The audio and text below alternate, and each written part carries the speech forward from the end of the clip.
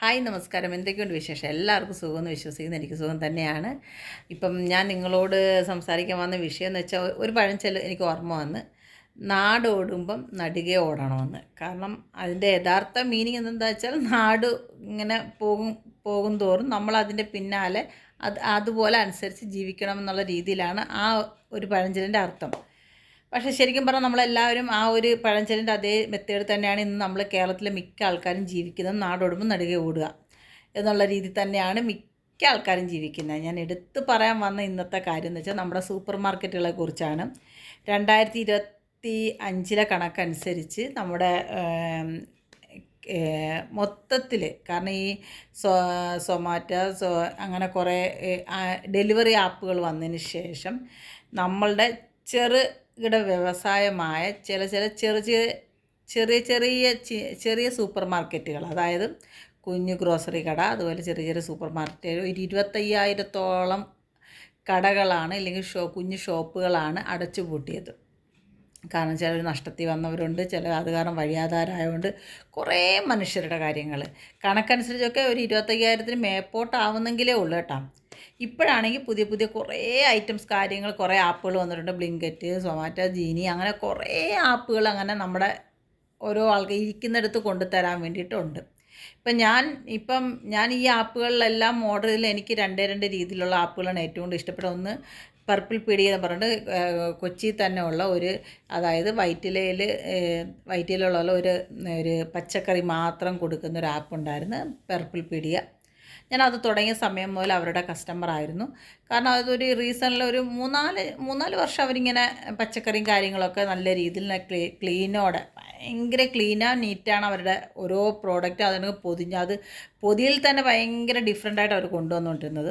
പക്ഷേ ഞാൻ അവരിൽ നിന്ന് പച്ചക്കറിയൊക്കെ ഞാൻ ഓർഡർ ചെയ്യുമായിരുന്നു. സ്ഥിരം ഞാൻ അവരിൽ നിന്നാണ് ചെയ്തിരുന്നത്. പിന്നെ ഇപ്പം റീസണിൽ കുറച്ച് ദിവസങ്ങൾ അല്ലെങ്കിൽ കുറച്ച് മാസങ്ങളായിട്ടുള്ളൂ ഞാൻ ബ്ലിങ്കറ്റ് ഓർഡർ ചെയ്യാൻ തുടങ്ങിയിട്ട്. അവരും ഭയങ്കര നീറ്റായിട്ട് അവരെ പച്ചക്കറി ആയാലും നമ്മൾ എന്ത് സാധനം ഓർഡർ ചെയ്താലും കൊണ്ടുവരുന്നത്. പക്ഷേ സൊമാറ്റോ അങ്ങനെയല്ല കേട്ടോ. എനിക്കത് ഭയങ്കരമായിട്ട്, ഞാനതിൽ ഒരിക്കലും സൊമാറ്റോയുടെ പാക്കിംഗ് ഓക്കെ അല്ലെന്ന് ഞാൻ ഒരിക്കലും പറയത്തില്ല. ഓക്കെ അല്ല, എനിക്ക് ഓക്കെ അല്ലായിരുന്നു. അപ്പം ഞാൻ ഇപ്പോൾ പറയുന്നതെന്ന് വെച്ചാൽ, ഈ ആപ്പുകൾ വന്നപ്പം നമ്മുടെ നാട്ടിലുള്ള ചെറിയ കുഞ്ഞ് ചെറുകിട വ്യവസായങ്ങൾ, അതായത് ഈ കൊച്ചു കടകൾ ഇട്ടുകൊണ്ടിരിക്കുന്ന ആൾക്കാർ, അതുപോലെ കുഞ്ഞു സൂപ്പർ മാർക്കറ്റ്, അങ്ങനെ ചെറിയ പലചരക്ക് കടകൾ, അങ്ങനെയൊക്കെയുള്ള ആൾക്കാർക്ക് ഭയങ്കര ഒരു അടിയാണ് വന്നത്. കാരണം ആരും പുറത്ത് പോയി, ഇല്ലെങ്കിൽ സൂപ്പർ മാർക്കറ്റുകളിൽ പോയി സാധനം മേടിക്കാറായി. എല്ലാവരും ആപ്പ് എടുക്കും, ഓർഡർ ചെയ്യും, നമ്മുടെ വീട്ടിൽ വരും. ഇപ്പോൾ തന്നെ ഒരു ഉദാഹരണം ഞാൻ പറയാം. ഇത് വലിയൊരു വിപത്തും കൂടെയാണ് നമ്മളുടെ ഈ ഇപ്പോഴത്തെ ന്യൂ ജനറേഷനെ സംബന്ധിച്ച്. കാരണം പണ്ടൊക്കെ ആണെങ്കിൽ ഒരു വീട്ടിലെ ഒരു ആൺകുട്ടി ആ പരിസരത്തുള്ള ഏതെങ്കിലും ഒരു കടയിൽ സിഗരറ്റ് മേടിക്കാൻ പോയി കഴിഞ്ഞാൽ, ഇല്ലെങ്കിൽ ഒരു 17 വയസ്സിനുള്ളൊരു താഴോട്ടുള്ളൊരു പയ്യന് സിഗരറ്റോ ഇല്ലെങ്കിൽ അങ്ങനെയുള്ള ഉൽപ്പന്നങ്ങൾ, ഈവൻ വായിൽ വെക്കുന്ന സാധനം, അതൊക്കെ മേടിക്കാൻ പോയി കഴിഞ്ഞാൽ തീർച്ചയായിട്ടും അത് അവരുടെ രക്ഷകർത്താക്കളുടെ ചെവിയിലെത്തും. കാരണം ആ പരിസരത്ത് ആ കടയിൽ ചെല്ലാൻ ചോദിക്കും, ഇന്നാരുടെ മകനല്ലേ എന്ന് ചോദിച്ച് 2 വട്ടം ആകുമ്പോൾ 3-ാമത്തെ പ്രാവശ്യം ആ വ്യക്തി തന്നെ സ്വന്തം അച്ഛനോട് പറഞ്ഞു കൊടുത്ത് നമ്മുടെ മക്കളെ അങ്ങോട്ട് ദുശീലത്തിൽ നിന്ന് മാറ്റിയെടുക്കുക. കാരണം പണ്ടൊന്നും ഇങ്ങനെ ഈ പിള്ളേരിങ്ങനെ സിഗരറ്റ് വലിയോ ഇല്ലെങ്കിൽ അത് എന്താ പറയുക, ഇങ്ങനെ കഞ്ചാവ് അടിക്കുകയോ അങ്ങനെയുള്ള കാര്യങ്ങളൊന്നും പണ്ട് കാലത്ത് എൻ്റെ ഒന്നും ചെറിയ പ്രായത്തിൽ ഞാൻ കണ്ടിട്ട് പോലുമില്ല, ഉള്ള സത്യം പറയാമല്ല. ഇപ്പോഴത്തെ കാലത്ത് അങ്ങനെയല്ല. ഒരു 16, 17, 15, 13 വയസ്സുള്ള ആൺകുട്ടികളായാലും പെൺകുട്ടികളായാലും സിഗരറ്റ് വലിക്കുന്നുണ്ട്, മദ്യം കഴിക്കുന്നുണ്ട്. ഇപ്പം ഈ ബ്ലിങ്കറ്റിൽ തന്നെ ഇപ്പം അവിടെ സിഗരറ്റ് വരെ കിട്ടും. ഈ വീട്ടിൽ ഇരുന്ന് മക്കൾ ഓർഡർ ചെയ്യുമ്പം അവരെന്തൊക്കെ സാധനങ്ങൾ ഓർഡർ ചെയ്യുന്നത് നമ്മൾക്കറിയില്ല. അത് വീടിൻ്റെ പടിവാതിലാണ് ആ സാധനം കൊണ്ട് എത്തിക്കുന്നത്. അന്നേരം അവർ സിഗരറ്റ് മേടിച്ചോ, ഇനി പിന്നെ വേറൊന്നുമുണ്ട്, നമ്മൾ കൊടുത്തു കഴിഞ്ഞാൽ അത് നമ്മുടെ അത് സ്വിഗ്ഗിയിലും കണ്ടോ, നമ്മളിപ്പോൾ ഒരു സാധനം പ്രോഡക്റ്റ് ചെയ്താൽ ഇന്ന സ്ഥലത്തോട്ട് കൊണ്ട് എത്തിക്കും. അങ്ങനെ പല രീതിയിലും നാട്, പല ബിസിനസ്സും പല കാര്യങ്ങളും മാറി. അതെല്ലാം നല്ലത് തന്നെയാണ്. പക്ഷേ ദോഷഫലവും അതിൻ്റെ ചുവട്ടിൽ തന്നെ ഉണ്ട്. കാരണം ഈ മക്കളുടെ കാര്യത്തിൽ സിഗരറ്റ് വലി അങ്ങനെയുള്ള കാര്യങ്ങളൊക്കെ ദുശീലമൊക്കെ വരുത്തി വെക്കാൻ ഇതൊരു വലിയൊരു ഘടകം തന്നെയാണ്. കാരണം ഇപ്പോൾ വീട്ടിൽ ഇരുന്ന് ഓർഡർ ചെയ്ത് കഴിഞ്ഞാൽ അവർ പുറത്തിറങ്ങി നിന്നാൽ മതി, ആ സാധനം അവരെ കൈകൊണ്ടെത്തിക്കും. ആ രീതി വരെയായി. ഇപ്പം ഞാൻ പറഞ്ഞു വന്ന ഇതിനെക്കുറിച്ചൊന്നുമല്ല. നമ്മുടെ നാട്ടിൽ കുറച്ച് ചെറുകിട വ്യവസായം ജീവിച്ചിരുന്ന ആൾക്കാരുടെ ഫാമിലിയും അവരിൽപ്പെട്ട ആൾക്കാർ, അതിൽ ജോലി ചെയ്യുന്ന ആൾക്കാരും ഭയങ്കര പട്ടിണി പരാതം, പിന്നെ ചിലർ കടകൾ അടച്ചവരുണ്ട്, പല പ്രശ്നത്തിൽപ്പെട്ട ആൾക്കാരുണ്ട്. ചിലവർ, ഞാൻ പറയാം, നമ്മുടെ ഇവിടെ എനിക്കറിയാൻ ഒരു ഫ്രണ്ട്, നമ്മൾ എന്താ ഗുരുവായൂർ പോകുന്ന വഴിക്ക് പുള്ളിക്കൊരു അവിടെ ഒരു സൂപ്പർ മാർക്കറ്റായിരുന്നു. കാരണം ആ സൂപ്പർ മാർക്കറ്റിൽ എന്ന് വെച്ചാൽ ഈ റോഡ് പണി കാരണം പുള്ളി അവിടെ റെൻറ്റിനാണ്. റോഡ് പണി കാരണം വന്ന സമയത്ത് റോഡ് വികസനമാണെന്ന് പറയാം. പക്ഷേ പുള്ളിക്ക് ഈ പുള്ളിയെടുത്തു നിന്ന് പുള്ളിയുടെ ഫ്രണ്ടിലോട്ട് റോഡെടുത്തപ്പം പിന്നെയും പുള്ളിയുടെ ആ കട വീണ്ടും പൊളിച്ച് ഒന്നും കൂടെ ഉള്ളിലോട്ടാക്കേണ്ട രീതിയിൽ ചെയ്തു വെച്ചു. അത് ഓക്കെ. അതിൽ ആ പുള്ളി അതിൽ കുറേ ബുദ്ധിമുട്ടിയും കുറേ ടെൻഷനും ബിസിനസ് പരമായിട്ട് കുറേ കാര്യങ്ങൾ പുള്ളി ഷോപ്പ് നിർത്തേണ്ട അവസ്ഥയിലെത്തിയെന്നാണ് എനിക്ക് തോന്നുന്നത്. അങ്ങനെ കുറേ പ്രശ്നങ്ങൾ അവർക്കും ഉണ്ടായി.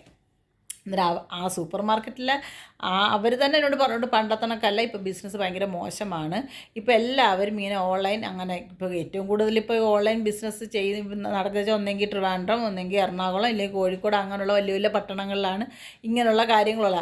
പക്ഷേ ഇങ്ങനെയുള്ള കാര്യങ്ങളുള്ളിടത്ത് തന്നെ ചെറിയ ചെറിയ വ്യവസായങ്ങളും ഇവിടെ ഉണ്ട്. ഇപ്പം ഞാനാണെങ്കിൽ എല്ലാ സാധനങ്ങളൊന്നും ഞാൻ ഒരിക്കലും ഈ ബ്ലിങ്കറ്റിലോ അങ്ങനെയൊന്നും ഓർഡർ ചെയ്യാറില്ല. ഞാൻ മിക്കതും സൂപ്പർ മാർക്കറ്റിൽ തന്നെ പോയി മേടിക്കാറുള്ളൂ. കാരണം നമ്മളെ പ്രതീക്ഷിച്ചാണ് മിക്ക സൂപ്പർ മാർക്കറ്റും തുറന്നിരിക്കുന്നത്. നമ്മൾക്ക് അവിടെ എത്രയോ ആൾക്കാർ ഇപ്പോൾ മിക്ക സൂപ്പർ മാർക്കറ്റിൽ ചെന്നാൽ കാണാം ആൾക്കാർ ഈ സ്റ്റാഫ് വരെ കുറവാണ്. പണ്ടൊക്കെ ഓരോ സൂപ്പർ മാർക്കറ്റിൽ ചെന്ന് കഴിഞ്ഞാൽ എന്തും വേണ്ടി സ്റ്റാഫുണ്ട്. ഒരു സെക്ഷൻ തന്നെ നമ്മൾ വിളിച്ചു കഴിഞ്ഞാൽ അവർ ഓടിയെത്തും. ഇതാണെങ്കിൽ നമ്മൾ വിളിച്ചവിടെ കാത്തു നിന്നാൽ അവർക്ക് വരാൻ ഭയങ്കര ബുദ്ധിമുട്ടാണ്. ബുദ്ധിമുട്ട് വെച്ചാൽ അവർ വേറൊരു കസ്റ്റമർ ഡീൽ ചെയ്തുകൊണ്ടിരിക്കുകയായിരിക്കാം. അന്നേരം നമ്മൾ നമ്മുടെ നാട് ഓടുമ്പോൾ നെടുകെ ഓടുമെന്ന് പറയുന്നതൊക്കെ അത് പഴഞ്ചൊല്ലാണ്. പക്ഷെ അത് സത്യം തന്നെയാണ്. ഒരു കാര്യം എന്ന് വെച്ചാൽ നമ്മൾ അത് പിന്നെ ഉണ്ടല്ലോ ചേര തിന്നുന്നത് നാട്ടിൽ തന്ന ചേരയുടെ നടുകണ്ടം തിന്നണമെന്ന്, അതൊക്കെ സത്യം തന്നെയാണ്. അതൊക്കെ ഉള്ള കാര്യങ്ങൾ. പക്ഷേ ഇങ്ങനെയുള്ള കാര്യങ്ങളും ഇതിൻ്റെ നല്ല ഗുണമുണ്ട് ചീത്ത ഗുണമുണ്ട്. അതെപ്പോഴും നമ്മൾ മനസ്സിലാക്കുക. നമ്മുടെ ജീവിതത്തിൽ ഓരോ കാര്യങ്ങൾ പുതിയതായിട്ട് വരുമ്പോൾ അതിന് നല്ല ഗുണമുണ്ട് ചീത്ത ഗുണമുണ്ട്. അതുപോലെയാണ് മനുഷ്യൻ്റെ ജീവിതവും. നമ്മൾ നല്ലത് ഏറ്റെടുക്കുക, ചീത്ത പഴുവത് ഒഴിവാക്കി കളയുക. ഇന്ന് എനിക്ക് ഇത്രയാണ് പറയാനുള്ളത്. നമ്മളെല്ലാവരെയും പരിഗണിക്കുക ജീവിതത്തിൽ. നമുക്ക് സൂപ്പർ മാർക്കറ്റ് കഴിവതും നമ്മൾ അടുത്തടുത്ത് സൂപ്പർ മാർക്കറ്റോ ചെറിയ ചെറിയ ഈ പീടിക അങ്ങനെ ഈ സാധനങ്ങൾ വിൽക്കുന്ന കടകളൊക്കെ ഉണ്ടെങ്കിൽ അവിടെയൊക്കെ പോയി സാധനങ്ങൾ മേടിക്കുക. ചിലവർ കടം വരെ എന്ന് വെച്ചാൽ എൻ്റെയൊക്കെ ചെറുപ്പത്തിൽ എൻ്റെ അമ്മയുടെ നാട്ടിലൊരു കുഞ്ഞ് മമ്മൂട്ടിക്കാക്ക എന്ന് പറയുന്ന ഒരാളുടെ ഒരു ഷോപ്പുണ്ട്. കാരണം ആ ഏരിയയിലുള്ള എല്ലാ മനുഷ്യരും ആ പുള്ളിയെടുത്താണ് സാധനം മേടിക്കുന്നത്.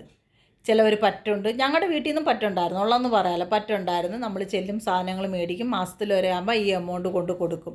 അല്ലാതെ പിടിച്ചു നിർത്തുകയോ ഒന്നും പുള്ളി ചെയ്യത്തില്ല. നല്ലൊരു മനുഷ്യനായിരുന്നു. കാരണം ആ പുള്ളിയുടെ ഫാമിലി അവിടെ തന്നെയാണ് താമസിച്ചിരുന്നത്. പുള്ളിയും അവിടെ തന്നെയാണ്. മമ്മൂട്ടിക്കാക്ക എന്ന പേര്. കാരണം എൻ്റെ കുഞ്ഞിലെ ഏറ്റവും കൂടുതൽ ലൈഫിൽ നമുക്ക് പെട്ടെന്ന് നമ്മുടെ ചെറിയ പ്രായം ഓർമ്മ വരുമ്പം ആ കടയും ആ മനുഷ്യനെയാണ് ഓർമ്മ വരുന്നത്, മമ്മൂട്ടിക്കാക്ക. അന്നേരം നല്ല സ്നേഹമുള്ളൊരു മനുഷ്യനായിരുന്നു കേട്ടോ. ഭയങ്കര സ്നേഹമുള്ള ഒരു മനുഷ്യനായിരുന്നു. എൻ്റെയൊക്കെ തീരെ ചെറുതിൽ കാരണം ആ കടയിൽ ചെന്ന് നിൽക്കുമ്പോൾ സമയത്ത് ഞങ്ങൾ അരി വാരി വായിക്കാത്തിടും. അപ്പോൾ ആ മനുഷ്യൻ തല്ല് തരും. അയ്യോ അങ്ങനെ വഴിച്ച് വായിക്കാത്ത തിന്നരുത്. സ്നേഹത്തോടെ തല്ലാണ് കേട്ടോ, ദേഷ്യപ്പെട്ടല്ല, സ്നേഹത്തോടെ. ഒരു ഈർക്കിലെടുത്തോടെ വെച്ചേക്കും. കാരണം എപ്പോൾ കടയിൽ നിന്ന് എന്തെങ്കിലും മേടിക്കാൻ ചെന്നാലും അപ്പം എടുത്ത് 2 അരി എടുത്ത് വായിക്കാത്തിടും. അതൊരു അസുഖം പറയും. പെൺപിള്ളേരിങ്ങനെ അരി തിന്നരുത് എന്ന് പറയും. എൻ്റെ അരിയത്തെയും കൂടെ പുള്ളി വിലക്കുമായിരുന്നു. കാരണം അതൊക്കെ നമ്മുടെ ജീവിതത്തിൽ എപ്പോഴും ഓർക്കാൻ ഇഷ്ടപ്പെടുന്ന കുറേ കാര്യം. അത് ആ മനുഷ്യനും അന്ന് ആ കട ഉണ്ടായതുകൊണ്ട് ആ നാട്ടിലുള്ള കുറേ മനുഷ്യർ പട്ടിണി കൂടാതെ കഴിഞ്ഞ സമയങ്ങളുണ്ട്. അതെനിക്കറിയാം. കാരണം ഞങ്ങളിപ്പോൾ തന്നെ ഞങ്ങളുടെ അമ്മ പൈസ അയക്കുമ്പോഴാണ് ഞങ്ങൾ കൊണ്ട് കൊടുക്കുന്നത്. അതുവരെ ഞങ്ങൾ ആ മാസപ്പറ്റാണ് അവിടെ നിന്ന് സാധനങ്ങൾ മേടിച്ചുകൊണ്ടിരുന്നത്.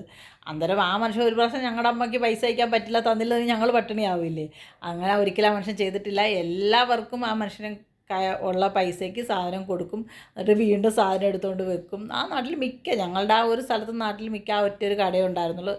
അങ്ങനെ അത് ഒരു മറക്കാൻ പറ്റാത്തൊരു മനുഷ്യനാണ് കേട്ടോ. ലൈഫിൽ ഒരിക്കലും മറക്കാൻ പറ്റാത്തൊരു മനുഷ്യനാണ്.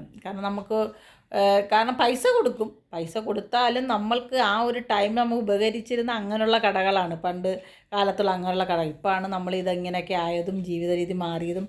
അതുകൊണ്ട് ഞാൻ നാട്ടിൻ പുറത്തുള്ള ആൾക്കാരാണെങ്കിൽ ഞാൻ പറയുകയാണ്, നമ്മുടെ ടൗണിലുള്ള ആൾക്കാരാണെങ്കിലും പറയുകയാണ്, നമുക്ക് ഈ ഇരിക്കുന്നിടത്ത് സാധനങ്ങൾ വരുത്താം. നമുക്ക് അത്യാവശ്യം പെട്ടെന്ന് വരാം. പക്ഷേ നമുക്ക് ചുറ്റും വേറെ പല കടകളും കാണും നമ്മളെ പ്രതീക്ഷിച്ചിരിക്കുന്നത്. അന്നേരം അവിടെയെങ്കിലും പോയി ഏതെങ്കിലും ഒരു സാധനങ്ങൾ മേടിക്കുകയോ അവർക്കൊരു ഉപകാരമാവും നമ്മൾ ചെയ്യുന്നത്.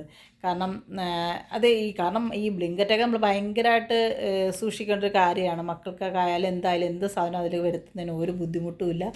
ഈ മദ്യം ഒഴിച്ചെന്നേ ഉള്ളൂ. മദ്യം വരുന്നത് എനിക്കറിയില്ല. ബാക്കി എന്ത് സാധനങ്ങളായാലും അതിൽ കിട്ടാൻ ചാൻസ് ഉണ്ട്. ഓർഡർ ചെയ്താൽ മതി, കിട്ടും. അതുപോലെയാണ് CKG എവിടെ നിന്നെങ്കിലും എന്തെങ്കിലും സാധനം കൊടുത്തു വിട്ടാൽ അത് വീട്ടിൽ രക്ഷകർത്താക്കൾ പരിശോധിച്ച ശേഷം മാത്രമേ നമ്മുടെ മക്കളുടെ കയ്യിൽ എത്തിക്കാവുള്ളൂ. അതിലൊക്കെയാണ് മിക്ക ആൾക്കാരും കഞ്ചാവ്, മയക്കുമരുന്ന് അങ്ങനെയുള്ള സാധനങ്ങളൊക്കെ വെച്ച് കൊടുത്ത് വിടുന്നതെന്നാണ് കേട്ടറിവ്. എനിക്കറിയില്ല. കേട്ടറിവ് കൊണ്ട് പറഞ്ഞതാണ്. ഇപ്പോൾ മിക്ക പിടിക്കുന്ന ആൾക്കാരിങ്ങനെ പറയുന്നത് ഇതിലാണ് കൊടുത്തത്. ഇപ്പോൾ നമ്മുടെ തന്നെ ദയാകൃഷ്ണയുടെ കാര്യങ്ങൾ അറിഞ്ഞൂടെ, അവരുടെ പൈസ കൊടുത്ത് അങ്ങനെയാണ് കൊടുത്തു എന്നൊക്കെയാണ് പറഞ്ഞിരിക്കുന്നത്. അപ്പോൾ എല്ലാവരും ഇന്ന് എനിക്കിത് പറയാനുള്ള ഇത്രയാണ്. എല്ലാവരും സന്തോഷം സമ്മാനത്തോടെ ഇരിക്കുക. അപ്പോൾ ഓക്കെ, ബൈ ബൈ, ടാറ്റ.